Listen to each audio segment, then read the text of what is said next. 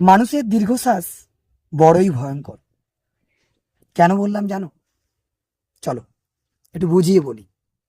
আমরা রোজ, প্রত্যেক দিন আমরা আমাদের কাজের মধ্য দিয়ে নিজেদেরকে একটু না হলেও একটু এগিয়ে নিয়ে যেতে চাই। হ্যাঁ, সবাই চাই, তুমিও চাও, আমিও চাই আমরা আমাদের কাজের মধ্য দিয়ে এগিয়ে যাই, কিন্তু কখনো কাউকে ঠকিয়ে না, কাউকে মিথ্যে বলে না, কিংবা কারোর ক্ষতি চেয়ে না। তাহলে কি করতে হবে? আমাদের যে দুটো পা এবং আমাদের যে মাথা বা ব্রেন, তাকে ইউটিলাইজ করতে হবে। নিজের পায়ের উপর দাঁড়িয়ে নিজের মেমোরি থেকে স্কিলকে বের করে আমাদের কাজকে রোজ একটু একটু করে ডেভেলপ করতে হবে।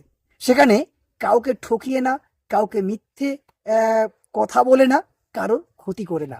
কারণ ওই যে প্রথমে কথাটা বলেছিলাম, মানুষের দীর্ঘশ্বাস বড়ই ভয়ঙ্কর। আশা করছি কথাটা তোমার খুব ভালো লাগবে। ভালো থেকো।